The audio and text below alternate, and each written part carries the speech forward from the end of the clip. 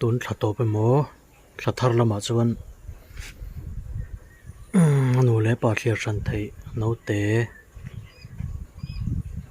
ve le nual dona tuna tanga rei lo te a leitur le thuai don ani Vahmim chung changa non contact do ni chuan ka channel description a ka phone number le ka contact address well ve ka description a channel a khanin lo in mai don nia